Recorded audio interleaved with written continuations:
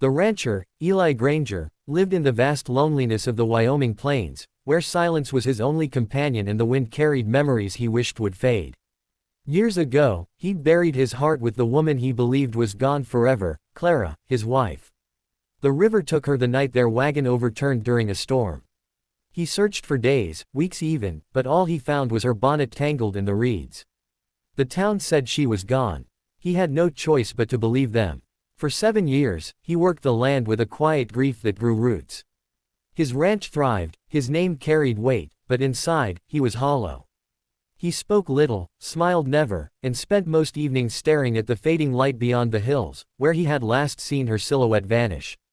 One autumn morning, as the mist lifted over the fields, his ranch hand came running, breathless. "Sir, there are 2 girls at the gate," he said. "They're askin' for you."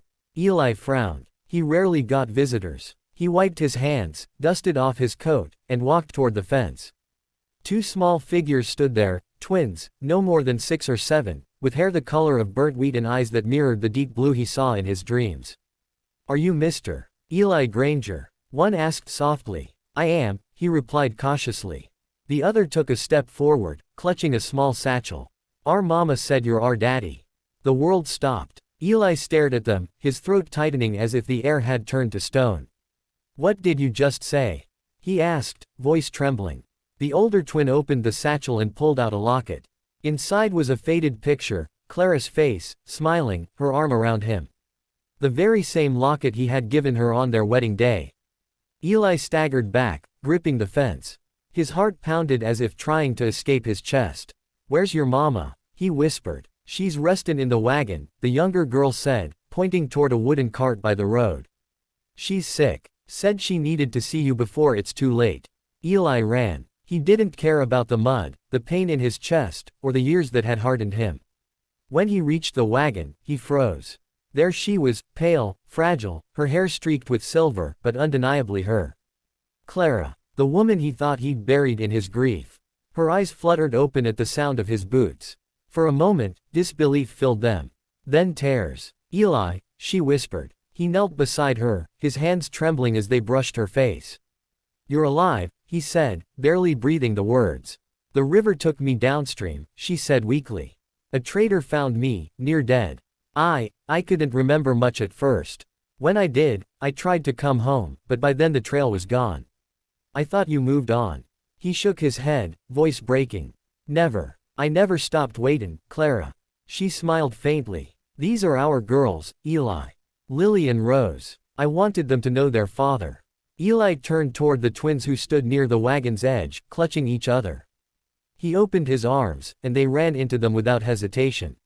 For the first time in years, he felt warmth flood through him, the kind of warmth that mends what grief has torn apart. Clara coughed, her strength fading. "Promise me, you'll raise them kind, like you were with me," she whispered. "Don't you dare talk like that," he said, tears falling freely now. "You're not leaving again. Not like this." She smiled through her pain. "You always were stubborn." Eli spent that night beside her, tending to her, praying like a desperate man who'd found heaven only to watch it slip away again. But dawn came gently, and so did hope. With care, medicine, and rest, Clara began to recover. The town doctor, amazed at her will, said it was a miracle she survived at all. Weeks later, the ranch that had been silent for so long came alive with laughter. The twins followed Eli everywhere, feeding the horses, chasing the chickens, giggling when he pretended not to see them hide behind hay bales. Clara watched from the porch, wrapped in a quilt, her eyes full of quiet peace. One evening, as the sun bled into gold across the fields, Eli stood with her, his arm around her shoulders. 7 years, he said softly. 7 years I thought my life ended. Clara looked up at him, her hand resting on his chest. Maybe it just paused, till we all found our way home. He kissed her forehead, and the twins ran toward them, calling, "Mama." "Daddy." Their voices carried across the valley, not as echoes of loss, but as proof that love, no matter how broken or buried, always finds its way back. Winter rolled in softly that year, blanketing the ranch in white silence. The air smelled of pine and wood smoke, and for the first time in years, Eli welcomed the cold. Clara's health slowly returned, her color deepened, and her laughter, light and melodic, filled every corner of the house that once only knew echoes. Every morning, she'd sit near the hearth, mending clothes or humming lullabies, while the twins chased each other around the table. Eli often stopped whatever he was doing just to watch them, his heart swelling with something he'd long forgotten, peace.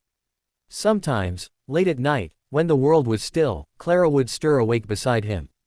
"Do you ever think about how close we were to losing all this?" she whispered. Eli would tighten his arm around her and say, "I think about it every time I see them smile." She'd rest her head on his chest, and together they'd listen to the soft rhythm of the girls breathing in the next room, the sound of their second chance. The town, once convinced that Eli Granger would die a lonely man, could hardly believe what they saw now. When he rode into town with his daughters sitting proud in the wagon, the old general store owner smiled. "Didn't think I'd ever see you grinnin' again, Granger," he said. Eli only tipped his hat and replied, "Took a few angels to remind me how." The twins quickly became the heart of the ranch. They learned how to feed calves, gather eggs, and even mend fences with tiny determined hands. Lily was the bold one, fearless and curious; Rose, gentle and thoughtful, always asking questions that made Eli stop and think. Together, they brought life back to the land, not just through laughter, but through the way they made him believe again. One afternoon, Clara found him near the barn, fixing a saddle. She leaned on the doorframe, smiling softly. "You've changed," she said. "You used to carry the world on your back." Eli wiped the sweat from his brow. "Guess I learned I wasn't meant to carry it alone." That night, as snow began to fall again, the four of them sat by the fire. The twins huddled together under a quilt, their eyes heavy with sleep. Clara reached for Eli's hand, her fingers warm and strong. "You saved us," she murmured. He shook his head. "No, Clara. You brought me back." The flames danced in their eyes as silence settled between them, a silence that spoke of forgiveness, of endurance, of love that had weathered storms and rivers and time itself. Outside, the wind howled across the plains, but inside, the ranch glowed with light and laughter. And in the heart of it all, Eli Granger sat surrounded by the family he thought he'd lost forever, a man no longer haunted by ghosts but blessed by the miracle that love had returned home.